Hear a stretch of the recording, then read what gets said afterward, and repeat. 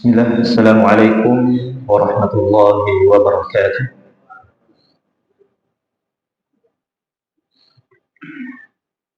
Innal hamdalillah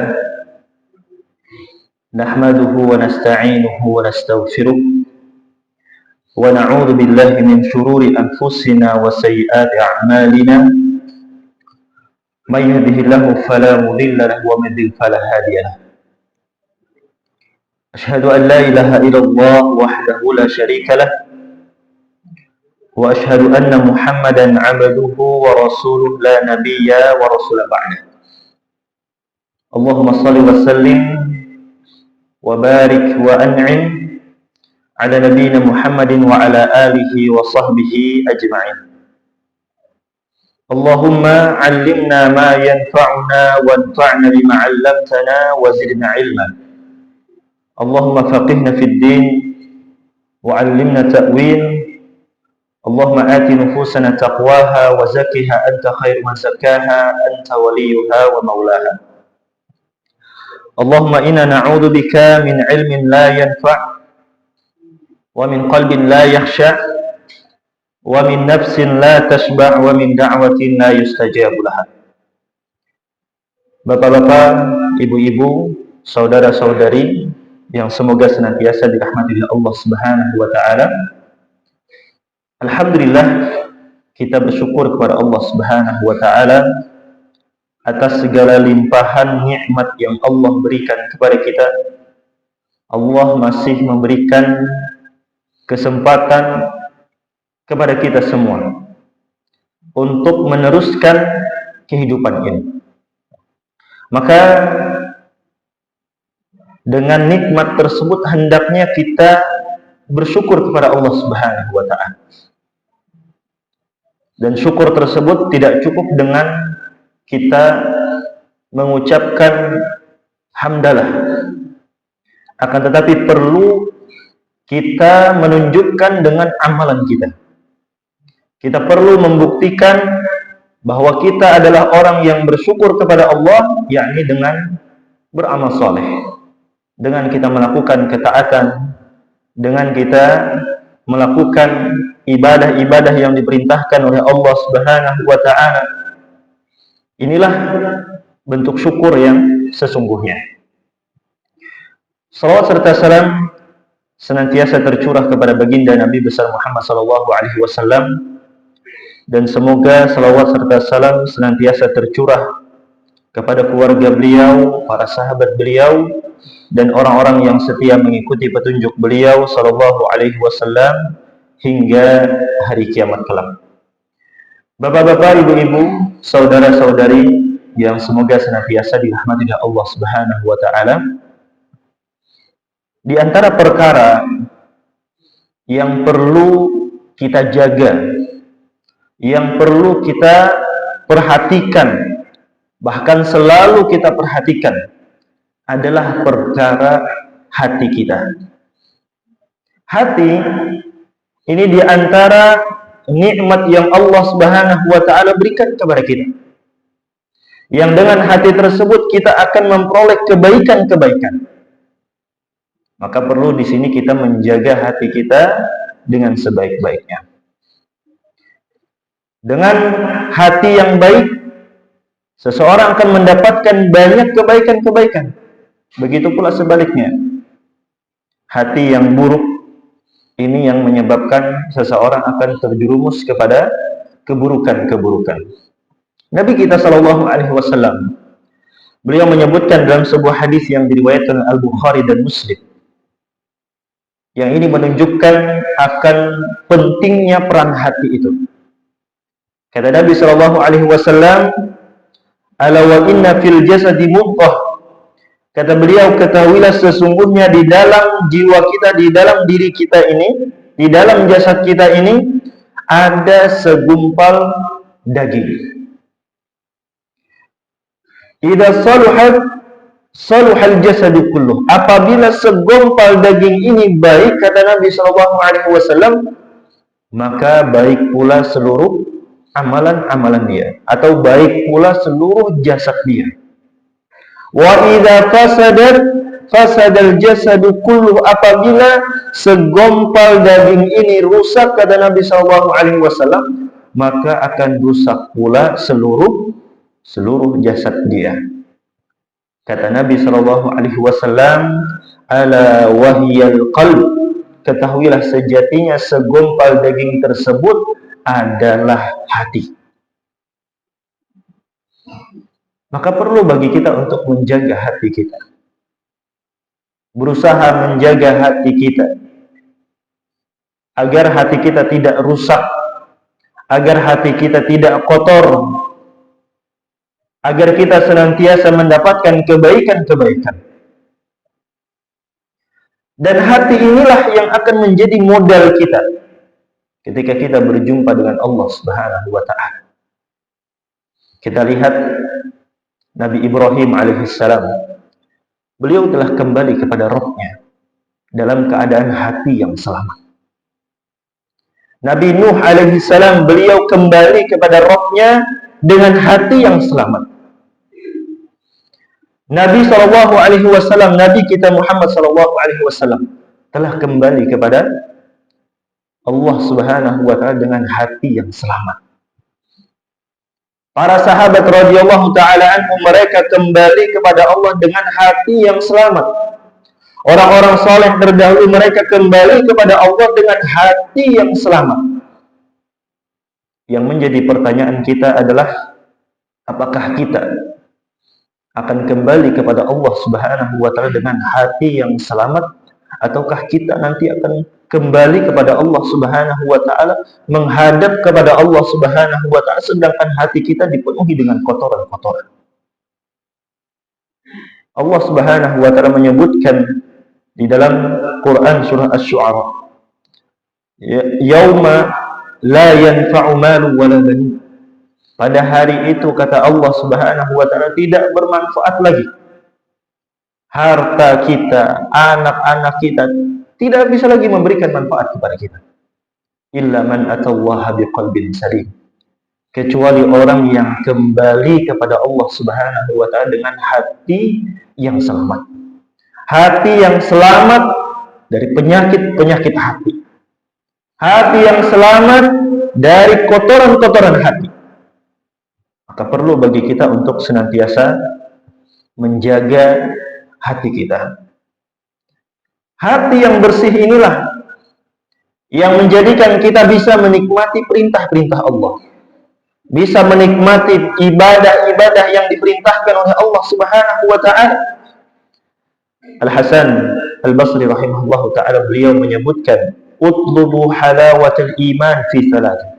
Kata beliau, carilah manisnya iman di dalam 3 perkara.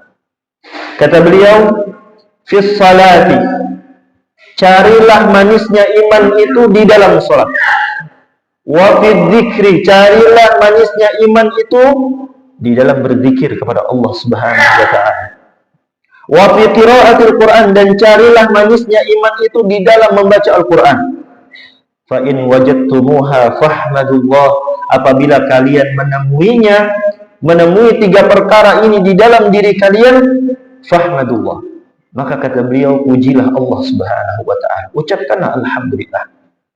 Wa illa, apabila engkau tidak mendapati di dalam dirimu 3 perkara ini, ya, salat, berzikir, membaca Al-Quran, tidak ada di dalam diri kita, maka kata beliau, fa'lamu annal baba mughlaq, ketahuilah, kata beliau, bahwasanya pintu itu telah tertutup. Pintu hatinya telah tertutup. Maka disinilah pentingnya kita menjaga hati kita, agar kita bisa menikmati ibadah yang diperintahkan oleh Allah Subhanahu wa Ta'ala. Lalu bagaimana cara kita untuk menjaga hati kita ini agar tidak gersang, agar hati kita tidak keras, agar hati kita tidak mati? Yang hati itu apabila telah keras, maka kerasnya itu lebih keras daripada batu. Allah Subhanahu wa Ta'ala menyebutkan di dalam Al-Quran surah Al-Baqarah, summa qasat qulubukum min ba'di dzalik, summa qasat qulubuhum min ba'di dzalik, kemudian hati mereka itu keras. fahiya kal hijarati aw ashaddu qaswah, yang mana kerasnya hati itu lebih keras daripada batu. Wa inna minal hijarati lama yatafajjaru minhul anhar, batu yang keras saja ya, air itu masih bisa mengalir di sana. Air masih bisa menjadikan batu tersebut berlubang, menjadi rusak. Hati kita ketika sudah keras, maka hati kita lebih keras daripada batu. Betapa banyak kebaikan-kebaikan tidak bisa kita terima disebabkan hati kita yang keras. Betapa banyak nasihat-nasihat yang sampai kepada kita, betapa banyak ilmu yang telah sampai kepada kita, akan tetapi semua itu tidak membekas sama sekali. Disebabkan karena hatinya telah keras. Maka di sini penting bagi kita untuk menjaga hati kita. Perlu kita senantiasa memperhatikan hati kita dari kotoran-kotorannya. Bagaimana hati kita agar tidak gersang? Maka di sini ada beberapa hal yang bisa kita lakukan. Yang pertama adalah dengan Al-Quran. Al-Quran, Allah Subhanahu wa ta'ala sebutkan di dalam Quran surah Yunus bahwa Al-Quran ini adalah obat dari segala penyakit yang ada di dalam hati kita.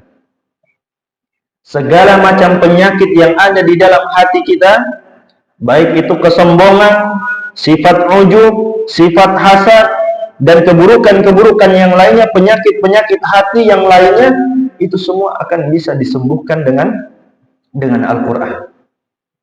Allah Subhanahu wa ta'ala menyebutkan di antara fungsi daripada diturunkannya Al-Quran, ya ayyuhan nasu qad ja'atkum mau'izatun min rabbikum, wahai manusia, kata Allah Subhanahu wa ta'ala, Allah seru kepada seluruh manusia, kepada orang-orang yang beriman, kepada orang-orang yang tidak beriman, Allah seru untuk semuanya. Qad ja'atkum mau'izatun min rabbikum, telah datang kepada kalian mau'izah, peringatan, telah datang kepada kalian Al-Quran dari Rabb kalian, wa shifaa'un lima fis sudur, dan Al-Quran tersebut sebagai obat, ya, penyembuh dari penyakit-penyakit yang ada di dalam hati. Wa hudaw wa rahmatan lil mu'minin, yang mana Al-Quran ini sebagai petunjuk serta rahmat bagi Allah, bagi orang-orang yang beriman. Allah sebutkan di sini bahwa Al-Quran itu shifaa'un lima fis sudur. Dia itu adalah penyembuh bagi penyakit-penyakit yang ada di dalam hati kita. Maka di sini perlu bagi kita untuk bermuamalah, perlu bagi kita untuk berta'amul dengan Al-Quran, berinteraksi dengan Al-Quran. Perlu bagi kita untuk membaca Al-Quran. Tidak cukup dengan membaca Al-Quran saja. Kita perlu mentadabburi Al-Quran. Kita perlu mengamalkan Al-Quran. Sehingga orang yang berinteraksi dengan Al-Quran itu tingkatannya berbeda-beda.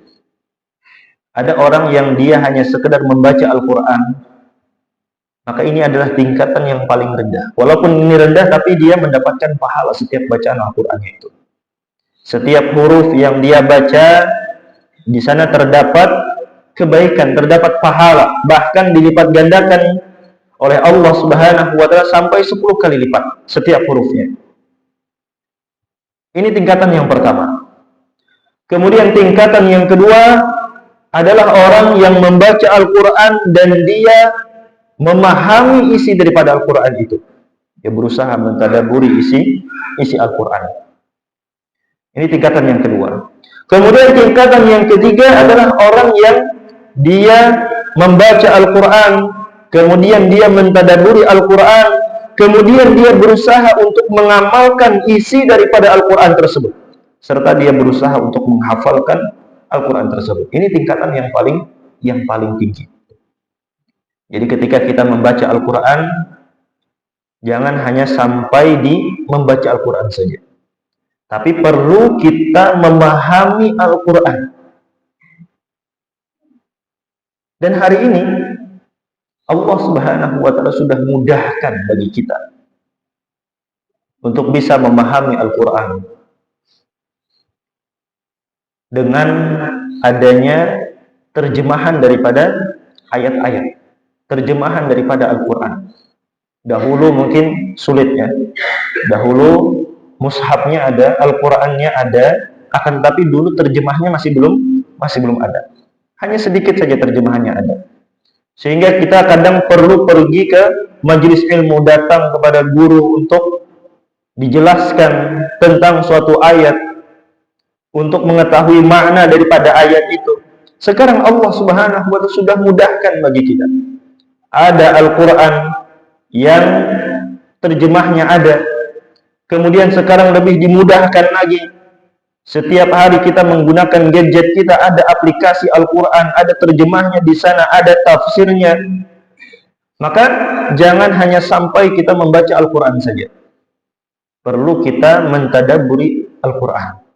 Setelah kita mentadabburi Al-Qur'an, kemudian kita berusaha untuk mengamalkan isi daripada Al-Qur'an itu. Ya, berusaha untuk memahami isi daripada Al-Qur'an. Ketika kita membaca surah Al-Ma'un, yang di sana Allah Subhanahu wa taala menyebutkan tentang sifat orang-orang yang mendustakan agama.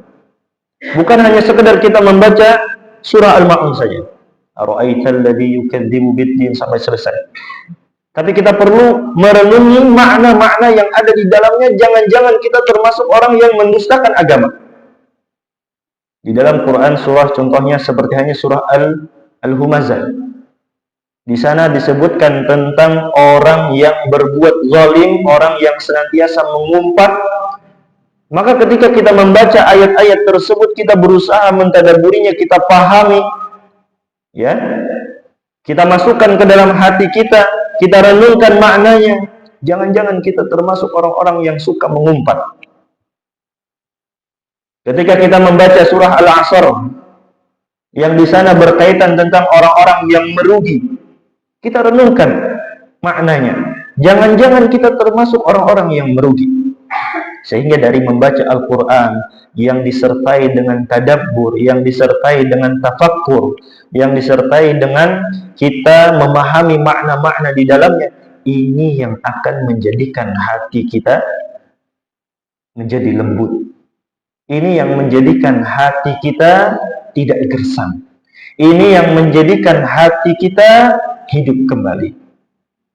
Maka jangan cukup dengan membacanya saja, tapi perlu kita mentadabburinya dan berusaha untuk mengamalkan isinya. Al-Imam Ibnu Qayyim rahimahullahu ta'ala, beliau menyebutkan, "Falaisa syai'un anfa'u atau anfa'a lil qalb." Tidak ada sesuatu yang paling bermanfaat untuk hati kita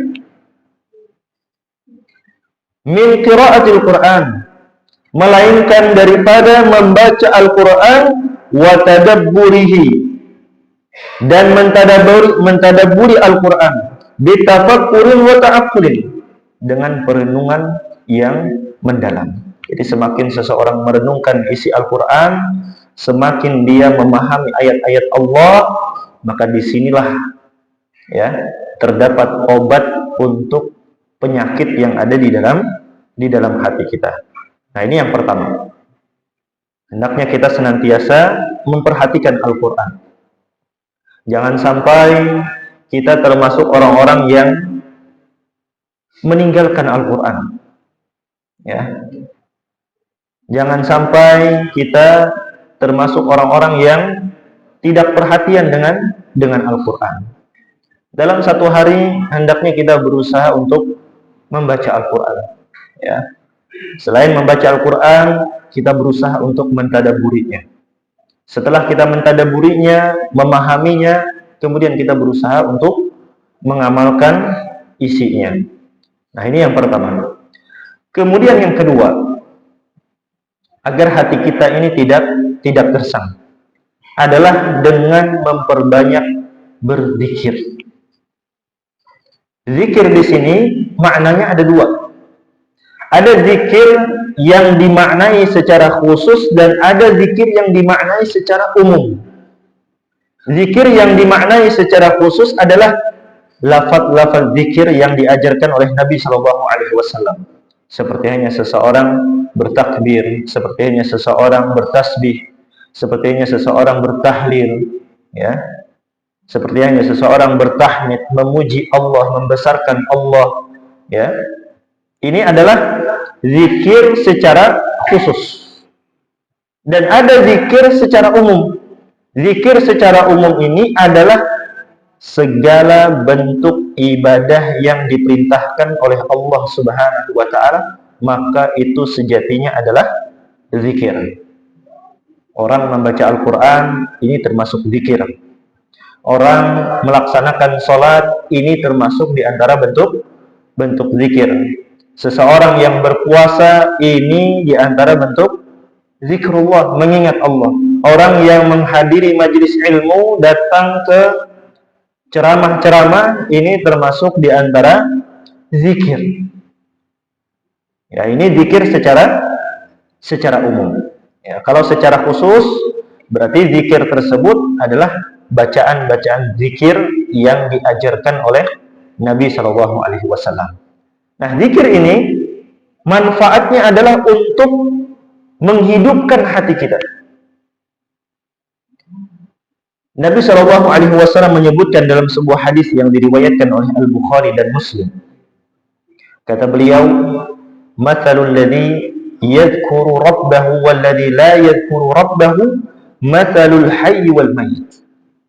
Permisalan orang yang berzikir kepada Rabb-nya, orang yang berzikir kepada Allah Subhanahu wa taala, dan orang yang tidak berzikir kepada Allah Subhanahu wa taala, matsalul hayy wal mayyit. Kata Nabi Shallallahu Alaihi Wasallam, permisalannya itu adalah seperti halnya orang yang hidup dan orang yang mati. Jadi orang yang tidak berzikir kepada Allah itu dipermisalkan seperti hanya orang yang mati. Orang yang senantiasa berzikir kepada Allah, Nabi permisalkan seperti hanya orang yang hidup. Maksudnya di sini adalah hatinya. Orang yang senantiasa berzikir kepada Allah, maka hatinya itu akan senantiasa hidup. Dan orang yang lalai dari berzikir kepada Allah, orang yang tidak berzikir kepada Allah, maka hatinya itu akan mati. Maka penting bagi seseorang untuk senantiasa berzikir kepada Allah Subhanahu wa taala. Baik itu zikir secara khusus dengan kita membaca subhanallah, alhamdulillah, wala ilaha illallah, Allahu akbar, dan zikir-zikir yang lainnya, ataupun zikir secara umum dengan kita membaca Al-Qur'an, dengan kita melaksanakan sholat, dengan kita bersedekah, dengan kita berbakti kepada orang tua kita, dengan kita melakukan kebaikan-kebaikan serta ibadah-ibadah yang lainnya. Ini termasuk di antara bentuk berzikir kepada Allah Subhanahu wa taala. Al-Imam Ibnu Taimiyah rahimahullahu taala, beliau menyebutkan tentang orang yang berzikir kepada Allah Subhanahu wa taala. Kata beliau, "Az-zikru lil qalbi mithlul ma'i lis-samak." Berzikir bagi hati itu bagaikan air dengan ikan. Ya, di sini beliau mempermisalkan zikir itu seperti halnya ikan yang butuh dengan air. Fa kaifa yakunu halus samaki idza faraqa al-ma'? Bagaimana keadaan ikan apabila dia terpisah dengan air? Begitulah kondisi hati kita. Ketika hati kita kosong dari berzikir kepada Allah Subhanahu wa taala, maka sama halnya dengan ikan yang terpisah dengan air. Ikan itu kalau terpisah dari airnya, ya, maka tidak lama dia akan mati. Begitulah kondisi hati kita. Ketika hati kita tidak berzikir kepada Allah Subhanahu wa taala, kita jauh dari mengingat Allah Subhanahu wa taala, maka hati kita akan mati. Maka perlu menjaga hati kita, ya, dengan berzikir kepada Allah Subhanahu wa taala. Nah, ini yang kedua. Kemudian yang ketiga, yakni dengan menjaga salat. Menjaga salat di sini artinya adalah seseorang memperhatikan ibadah salatnya, segera melaksanakan ibadah salatnya, dan dia berusaha untuk melaksanakan salat tersebut dengan khusyuk. Khusyuk di sini artinya menghadirkan hati. Maka penting bagi kita untuk memahami terkait dengan salat ini. Terlebih bacaan-bacaan yang ada di dalam salat. Bacaan-bacaan di dalam salat, apabila seseorang memahami isi daripada bacaan-bacaan tersebut, maka disinilah ia akan lebih mudah untuk meraih kekhusyuan di dalam salat. Ketika dia bertakbir, ya, takbiratul ihram, Allahu Akbar, dia memahami makna dari apa yang dia ucapkan. Allah Maha Besar. Allah Maha Besar dari segala-galanya. Ya. Sehingga selain daripada Allah Subhanahu wa taala, semuanya kecil. Terkait dengan pekerjaan kita, terkait dengan urusan-urusan yang ada di dunia kita, permasalahan-permasalahan yang ada di dunia kita, semuanya tidak ada apa-apanya. Karena Allah Subhanahu wa taala Maha Besar. Allah yang bisa menyelesaikan permasalahan-permasalahan kita, Allah yang bisa memudahkan urusan-urusan kita. Jadi ketika seseorang memahami makna, memahami bacaan-bacaan di dalam salatnya, maka ini akan menjadikan dia lebih bisa khusyuk ketika melaksanakan salat tersebut. Maka perlu belajar, perlu kita, ya, bermajelis ilmu, perlu kita datang ke majelis ilmu, perlu kita datang ke kajian-kajian, tempat ceramah yang membahas terkait dengan ibadah salat ini, agar kita bisa memahami bacaan-bacaan yang ada di dalam salat itu. Jadi melaksanakan salat itu bukan hanya sekedar kita menggugurkan kewajiban kita kepada Allah Subhanahu wa taala, akan tetapi lebih daripada itu. Ada manfaat yang besar yang ingin kita peroleh. Di antaranya adalah bentuk penghambaan kita kepada Allah Subhanahu wa taala. Bentuk interaksi kita kepada Allah Subhanahu wa taala. Ya, atau bentuk istirahatnya kita dari lika-liku kehidupan dunia. Nabi Shallallahu alaihi wasallam menyebutkan tentang salat, kata beliau, wa ju'ilat qurratu 'aini fis shalah, dan dijadikan penyejuk mataku di dalam salat. Nabi Shallallahu alaihi wasallam, ya, terkait dengan ibadah salat ini, ibadah salat ini adalah sebagai penyejuk hati beliau. Dengan sulitnya kehidupan dunia ini, susahnya kehidupan dunia ini, banyaknya fitnah-fitnah di dunia ini, banyaknya ujian-ujian di dunia ini, semua itu akan terasa tenang ketika seseorang melaksanakan sholat. Maka perhatikanlah sholat kita. Termasuk di antara bentuk memperhatikan sholat kita juga adalah memperhatikan syarat-syarat serta rukun-rukun yang ada di dalam sholat itu.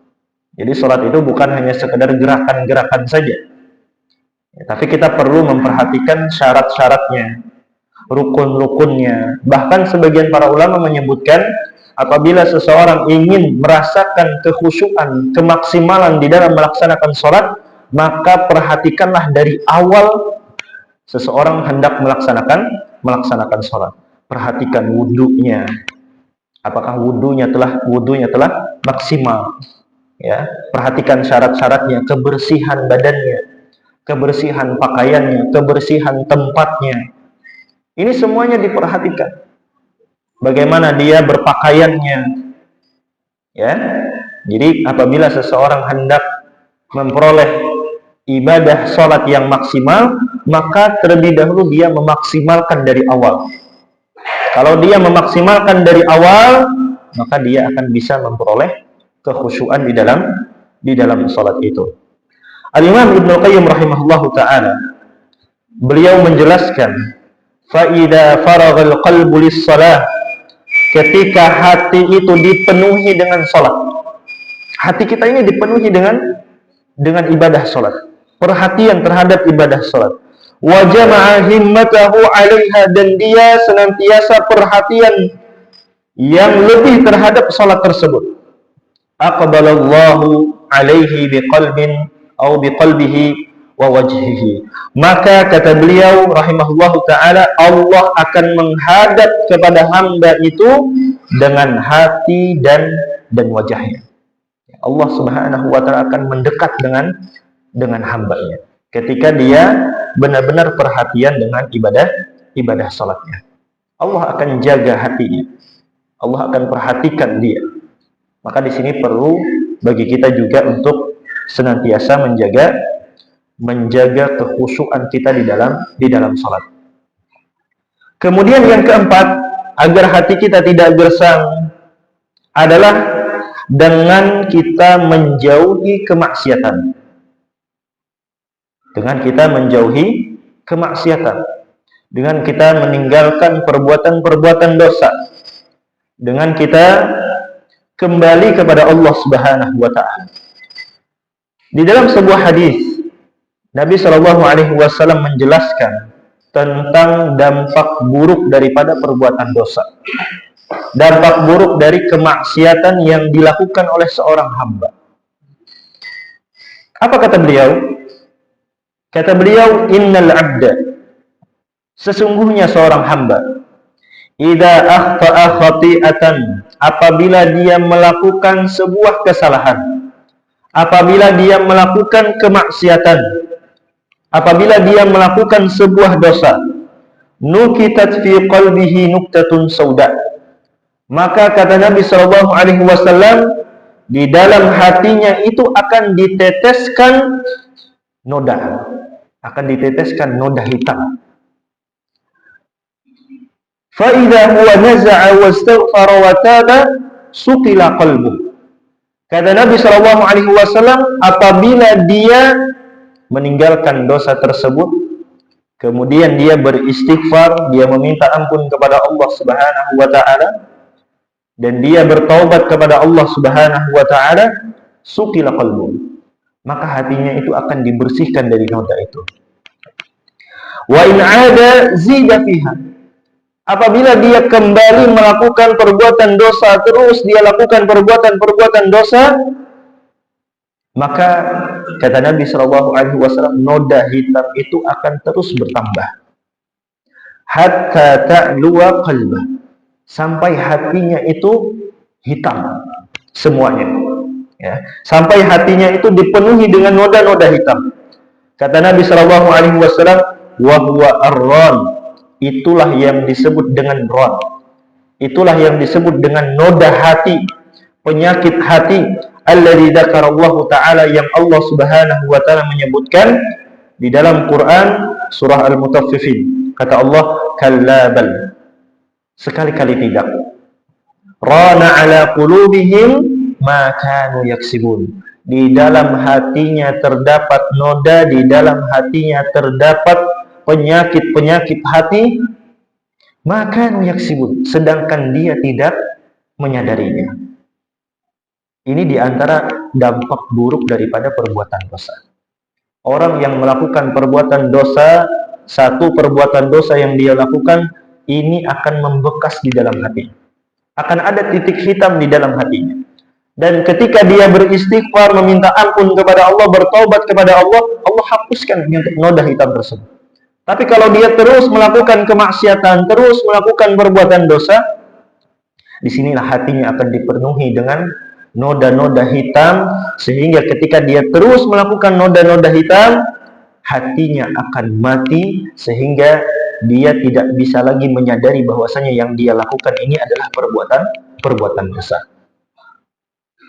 Dan ketika seseorang tidak menyadari akan bahayanya perbuatan dosa, inilah yang akan bisa menghantarkan dia kepada kebinasaan.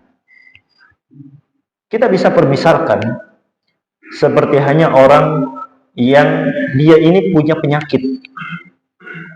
Dia punya penyakit gula misalnya. Tapi dia tidak menyadari bahwasanya dirinya ini kena penyakit gula. Terus dia makan yang manis-manis, terus dia makan yang bergula, ya, banyak kandungan gulanya. Sampai akhirnya ia meninggal disebabkan gula darahnya naik. Ya, akhirnya dia binasa. Sama hanya dengan orang yang melakukan kemaksiatan. Orang yang melakukan kemaksiatan dan terus melakukan kemaksiatan dan dia tidak menyadari akan bahayanya kemaksiatan tersebut, ini yang akan menjerumuskan dia kepada kebinasaan. Ini yang menjerumuskan dia kepada siksa Allah Subhanahu wa taala. Maka jangan sampai seseorang, ya, tidak menyadari akan bahayanya perbuatan dosa.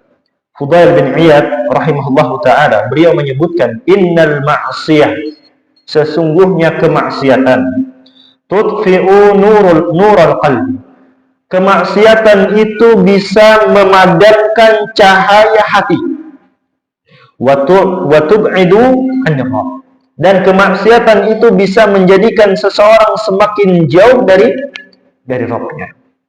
Maka perlu bagi kita untuk senantiasa beristighfar, senantiasa meminta ampun kepada Allah Subhanahu wa taala, senantiasa bertaubat kepada Allah Subhanahu wa taala, agar noda-noda hitam yang ada di dalam hati kita itu bisa hilang. Ya, bisa hilang. Jangan sampai noda hitam itu memenuhi hati kita, akhirnya hati kita tertutup dari noda-noda hitam tersebut, cahayanya hilang disebabkan oleh kemaksiatan. Nah, ini yang keempat. Kemudian yang kelima, ini yang terakhir, agar hati kita tidak gersang, adalah hendaknya kita selektif di dalam memilih kawan. Hendaknya kita perhatian di dalam memilih kawan. Siapa yang akan kita jadikan teman, siapa yang akan kita jadikan sahabat, maka hendaknya kita pilih-pilih. Jangan asal kita jadikan kawan. Nabi SAW menyebutkan tentang pengaruh sahabat, pengaruh kawan. Kata beliau, innama matalul jalis as-salih wa jalisu suq kama hamil misk wa nafikhil kir. Permisalan teman yang soleh dan teman yang buruk itu dipermisalkan oleh Nabi SAW seperti hanya orang yang penjual wewangian dan pandai besi. Di sini bukan berarti dimaknai secara zahir, ya. Pandai besi kada boleh berkawan pandai besi kada. Maksudnya adalah orang yang melakukan keburukan. Jangan berkawan dengan orang yang melakukan keburukan. Ketika kita berkawan dengan orang yang melakukan keburukan, maka kita akan mendapatkan keburukan dari kawan kita itu.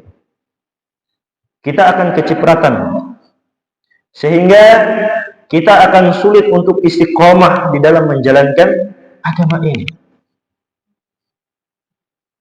Dan para pepatah menyebutkan, as-sahibu sahib, teman itu sifatnya adalah menyeret. Karena dia berteman dengan kawan yang buruk, rakat dengan kawan yang buruk, akhirnya kada nyamanan lawan kawan. Akhirnya tahu umpat lawan kawannya tadi. Sama-sama melakukan keburukan. Apabila dia berkawan dengan kawan yang saleh, kawan yang baik, ketika dia melakukan kesalahan, dia akan ditegur. Dia akan diingatkan bahwasanya apa yang kita lakukan itu salah. Ya, dia akan senantiasa mendoakan kita, dia akan senantiasa membagi kebaikan-kebaikan kepada kita. Dan ini diantara hal yang bisa menjaga hati kita, ya, dari keburukan-keburukan. Al-Imam Ibnu Jauzi rahimahullahu taala menyebutkan, mazala at-tawasul bil akhyar, senantiasa berhubungan baik dengan orang-orang yang saleh, orang-orang yang baik, kata beliau, yunbitu fil qalbi nuran wa fil wajhi bahaan.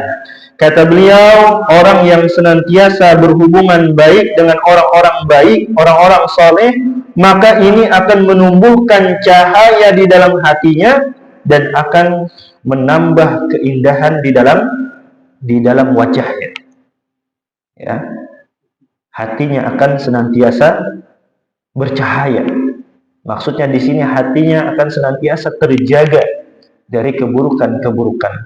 Maka perlu selektif, perlu pilih-pilih kawan. Jangan sampai kita berkawan dengan orang-orang yang buruk, berkawan dengan ahli maksiat. Tidak berkawan di sini bukan berarti kita memutuskan hubungan kita sama sekali, tidak. Ya, seluruhnya tidak. Akan tetapi kita mengurangi porsi muamalah kita dengan dia, karena dikhawatirkan bisa terpengaruh dengan kawan tersebut. Kita misalkan ada bisnis lawan kawan kita, tapi ini orang yang jarang sambahyang misalnya, orang yang kada tapi perhatian dengan sambahyang. Silahkan kita bermuamalah dengan dia, akan tapi jangan sampai berlebih-lebihan. Yang itu nantinya akan menjadikan kita juga orang-orang yang meninggalkan sholat. Jangan sampai. Ya, kita boleh bermuamalah dengan dia, akan tetapi secukupnya. Agar kita tidak terpengaruh dengan keburukan-keburukan yang dia bawa. Nah, ini diantara cara yang bisa kita lakukan agar hati kita tidak gersang. Yang pertama tadi adalah dengan berinteraksi dengan Al-Quran. Ya, tidak cukup dengan membaca Al-Quran, kita perlu mentadaburi Al-Quran dan berusaha untuk mengamalkan isi daripada Al-Quran. Kemudian yang kedua, hendaknya kita senantiasa berzikir kepada Allah Subhanahu wa Ta'ala. Dan terkait dengan amalan zikir ini adalah amalan yang paling ringan, jemaah. Ketika di motor, kita bersepeda motor, sambil berzikir. Ketika kita di rumah sambil duduk, sambil santai-santai, kita berzikir. Ketika kita duduk-duduk di majelis ilmu, ketika kita duduk di kajian, kita masih bisa sambil berzikir, sambil mendengarkan.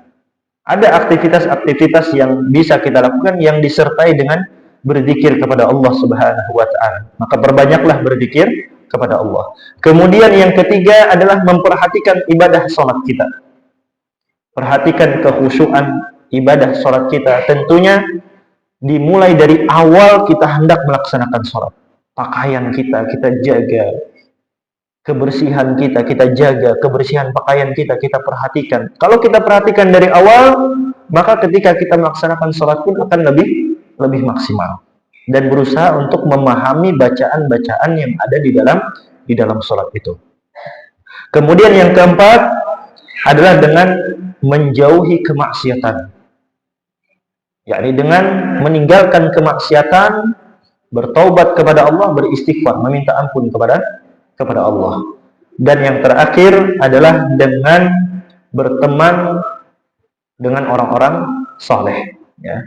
Memilih kawan yang dijadikan kawan hanyalah orang-orang yang saleh, orang-orang yang baik, yang dengan itu dia akan mengarahkan kita kepada kebaikan.